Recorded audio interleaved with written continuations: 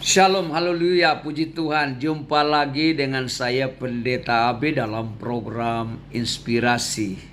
Doa saya ketemu saudara semua dalam keadaan sehat, dalam keadaan kuat, dalam keadaan segar.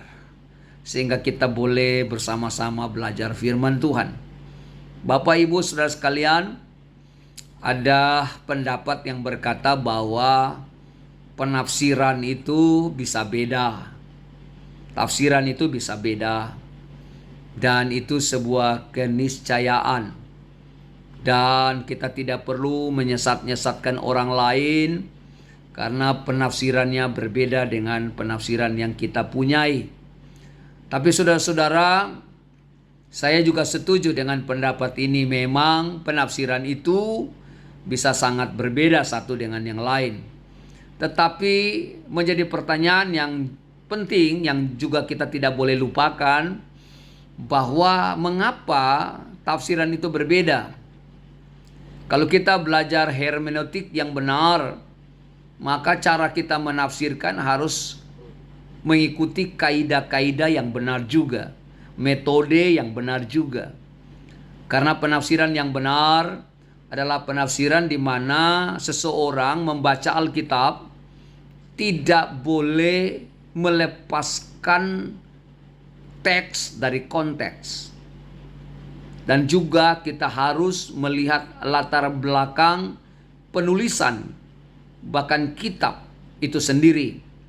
Sehingga kita tahu siapa penulis, kepada siapa ditujukan, dalam situasi apa, dalam kondisi apa, dalam pemerintahan siapa, bagaimana kondisi-kondisi kebudayaan saat itu, bagaimana pola-pola pikir orang-orang di zaman itu.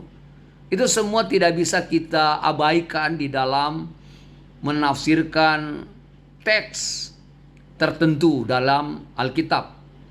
Jadi kalau saudara berbeda dengan yang lain dalam tafsiran, tetapi dengan metode yang tepat, metode yang betul-betul sesuai dengan kaidah-kaidah dari penafsiran, saya rasa Anda tidak terlalu jauh memahami antara penafsir satu dengan penafsir lain, tetapi justru akan menolong dan saling melengkapi satu dengan yang lain.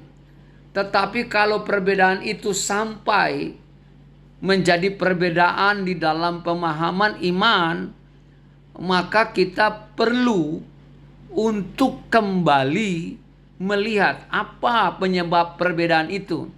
Karena banyak juga penafsir-penafsir yang tidak mengikuti kaidah-kaidah penafsiran yang benar.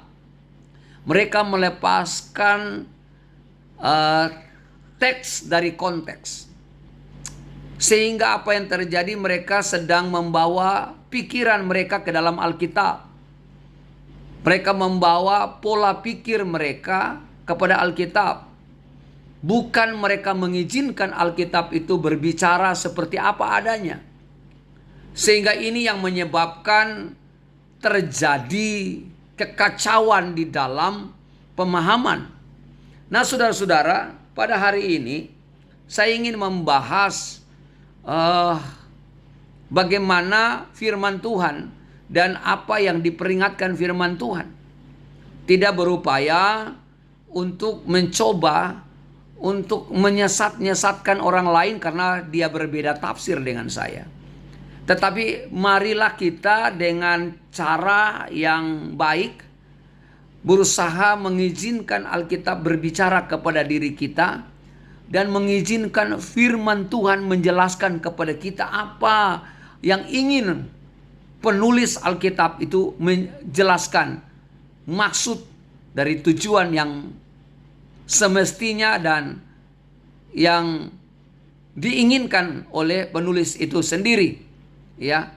Nah, saudara-saudara, pada hari ini kita masuk lebih jauh bahwa pembahasan hari ini adalah pembahasan dogmatik. Sebenarnya apa yang menjadi kepercayaan yang sudah lazim kita percaya, dan itu adalah iman orang percaya atau orang Kristen, ya. Nah, saudara-saudara, saya membaca dalam Yohanes 4, 1 Yohanes pasal 4, ayat yang pertama sampai ayat yang ketiga. Ya, pelan-pelan dengan sabar ya. Saudara-saudaraku yang kekasih, janganlah percaya akan setiap roh, tetapi ujilah roh-roh itu, apakah mereka berasal dari Allah. Sebab banyak nabi-nabi palsu yang telah muncul dan pergi ke seluruh dunia. Demikianlah kita mengenal roh Allah. Setiap roh yang mengaku bahwa Yesus Kristus telah datang sebagai manusia berasal dari Allah.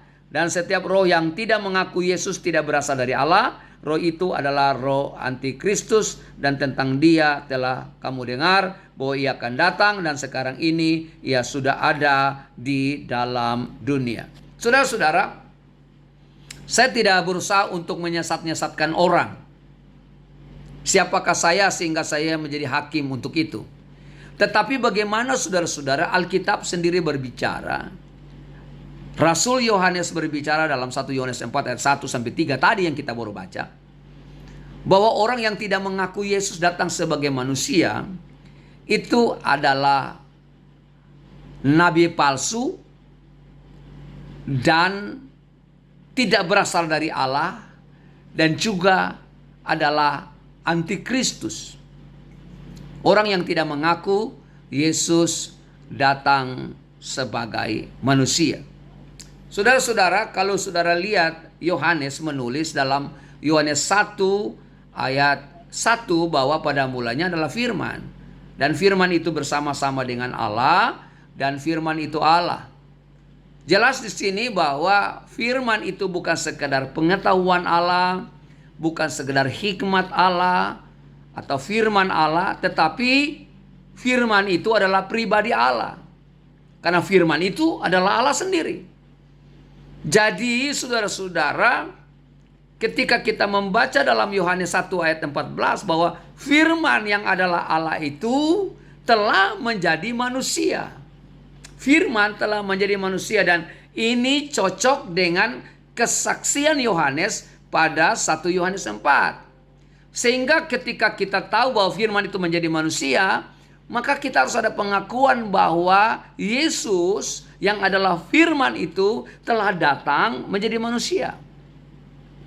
Tetapi ajaran yang sekarang beredar di mana-mana memberikan satu penjelasan yang sangat berbeda dengan ini. Bahwa Logos itu tidak mungkin jadi manusia. Logos itu hikmat Allah. Logos itu adalah pengetahuan Allah, atau ya apa ya namanya, hikmat firman Allah, dan itu tidak pernah menjadi manusia dengan alasan bahwa itu adalah mistik, itu adalah pagan, itu ajaran pagan. Saudara-saudara, kalau demikian maka seluruh pemahaman dari Yohanes 1 ayat 1 kita sudah tolak. Kenapa? Karena di situ firman itu adalah Allah. Kalau firman itu adalah Allah, maka firman itu bukan sekedar pengetahuan, bukan sekedar hikmat atau logos, bukan. Tapi firman itu adalah pribadi Allah. Nah, saudara, kalau saudara baca di dalam Wahyu pertama ayat yang ke-8 bahwa akulah Alfa dan Omega, firman Allah. Jadi saudara-saudara, pernyataan di dalam Wahyu ini menunjukkan Kristus itu adalah firman Allah. Aku adalah Alfa dan Omega. Kata aku itu menunjukkan pribadi. Jadi sama dengan Yohanes 1 ayat 1. Bahwa firman adalah Allah. Dan Alfa dan Omega yang maha kuasa. Yang ada, sudah ada, dan yang akan datang. Ini menunjukkan bahwa Yesus ada sebelum Abraham ada. Itu menandakan bahwa ada praeksistensi Kristus. Kristus ada jauh sebelum dia ada dan hadir sebagai manusia. Jadi firman itu adalah Allah yang pertama. Yang kedua, firman yang adalah Allah telah menjadi manusia. Artinya Allah, firman menjadi manusia. Dan itu kita harus akui itu. Dan tanpa pengakuan itu kita disebut nabi palsu dan antikris. Saudara, tidak main-main tuduhan ini. Bukan karena saya tidak senang dengan tafsiran tadi, tidak. Tetapi Alkitab sendiri yang memberikan penjelasan bahwa kalau orang menolak itu berarti dia adalah antikristus. Saudara, kalau saudara baca dengan Yohanes pasal 1 Yohanes 1 ayat 1 bahwa Yohanes memberikan kesaksian bahwa dia telah melihat Kristus, telah mendengar Kristus, bahkan telah meraba Kristus.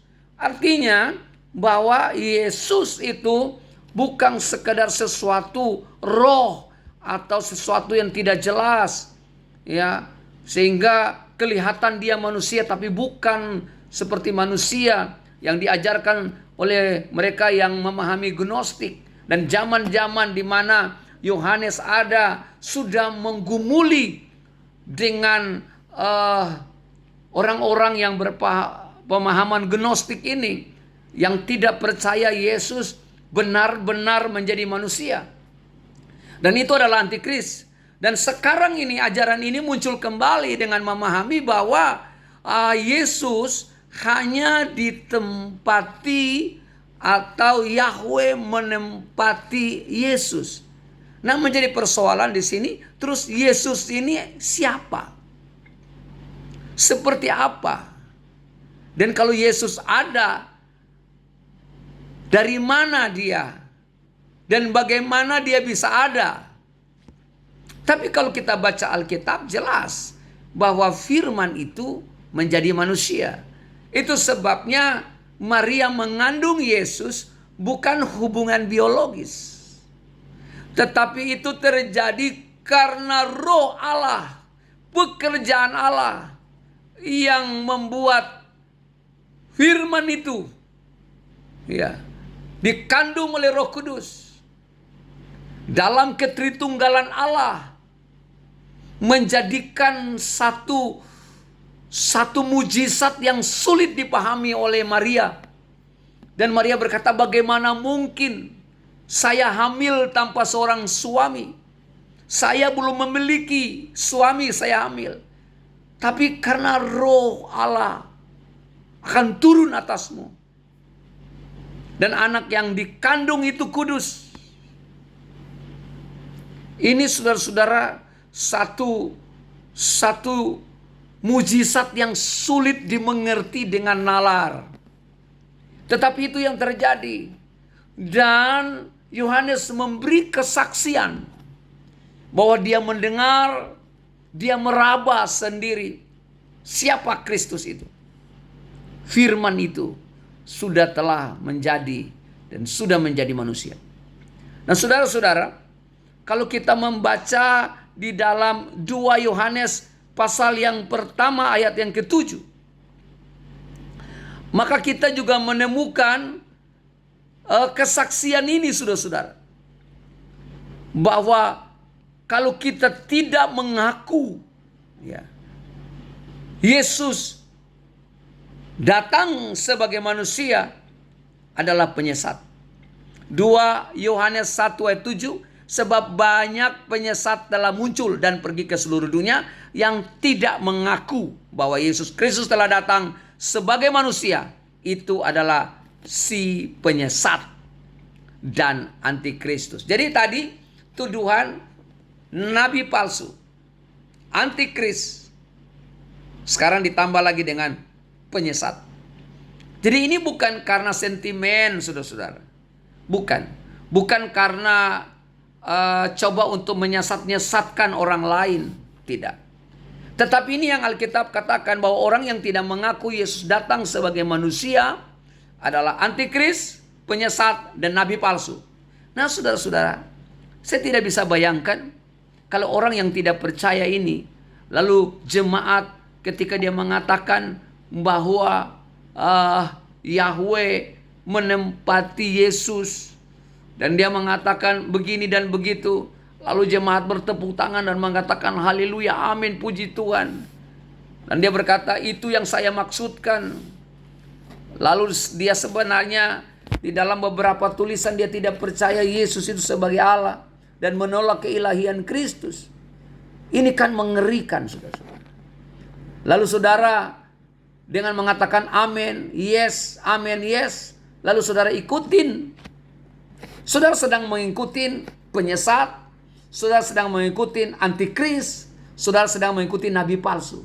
Tidak dapat dibayangkan orang sebanyak itu disesatkan dengan mudahnya.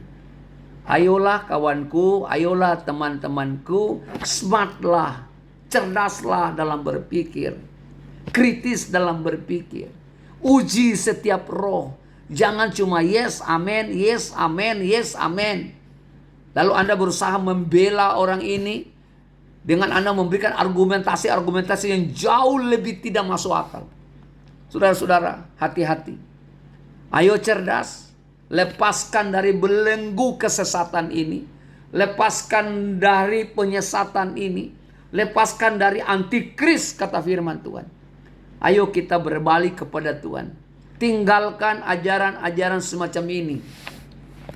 Saya beritahukan kepada saudara, Anda terima atau tidak terima itu urusan Anda. Tapi sebagai hamba Allah, sekali lagi saya katakan, tinggalkan ajaran-ajaran model seperti ini. Biarlah saudara kembali kepada jalan Tuhan. Buat apa saudara binasa dalam kesesatan? Kenapa saudara binasa? Oh, ajaran dia baik kok. Dia punya ajaran berbuat baik. Saudara-saudara, ajaran untuk berbuat baik itu bukan cuma Kristen. Kepercayaan lain juga mengajarkan jauh lebih ekstrim lagi tentang perbuatan baik. Ya, lebih ekstrim. Tapi pengajaran itu bukan berarti bahwa kita boleh menolak Sang Juru Selamat, menolak kemanusiaan Kristus, menolak keilahian Kristus. Dengan mengatakan bahwa saya mengajarkan yang baik. Saya mengajarkan kebaikan. Saudara, jangan Anda cuma terkecoh karena mengajarkan kebaikan. Saudara-saudara, kalau saudara dengar cerita-cerita yang mengenai kebaikan-kebaikan model begini, saudara-saudara, ada yang nyamuk gigit hidung aja tidak mau dipukul. Kenapa? Karena kebaikan. Jauh lebih ekstrim lagi. Tapi bukan berarti bahwa ajaran-ajaran itu dengan mengajarkan kebaikan lalu mereka punya pengajaran lebih betul. Tidak. Tapi Alkitab berkata kalau orang tidak mengaku Yesus sebagai Tuhan, dan orang juga tidak percaya Yesus itu manusia. Di dalam Yohanes 5 ayat 1 Yohanes 5:20 bahwa orang mengaku Yesus itu adalah Allah. Dialah hidup kekal, Allah yang benar dan hidup yang kekal. Saudara-saudara, kita mengenal Allah justru dari Yesus. Yesus itu ilahi. Yesus itu Allah. Dan dengan demikian, kita tidak menyembah berhala. Kalau Anda tidak percaya Yesus adalah Tuhan, lalu Anda berkata, engkau sembah dia, engkau nyembah dia, engkau menyembah berhala. Jadi Yesus bukan sekedar manusia, dia juga Allah. Dan dia bukan sekedar Allah, dia juga manusia. Jadi dia adalah ilahi Allah yang menjadi manusia, yang namanya Yesus Kristus. Itu iman kita. Sekali lagi, dengan segala kerendahan hati saya menyampaikan kepada saudara, tanpa ada keinginan untuk mau menyesat-nyesatkan, tidak. Tapi saya bilang kepada saudara hari ini, kembali kepada Alkitab. Yang Alkitab katakan itu kita harus ikut. Umatku binasa karena dia memang tidak punya pengetahuan, tidak punya knowledge. Ayo cerdas. Mari kita lihat Alkitab. Ya, ini sudah pelan-pelan juga nih. Kalau hamba Tuhan itu berkata sudah pelan-pelan, saya juga katakan ini pelan-pelan ini. Supaya masuk di pikiran Anda. Ya, masuk di dalam hati Anda. Ujilah smart berpikir, pengetahuan yang memadai untuk memahami. Sehingga saudara tidak menentang ayat-ayat Alkitab, tapi saudara mengikuti dengan segala kerendahan hati. Saya berdoa supaya Anda keluar dari penyesatan ini, Anda keluar dari ajaran ini.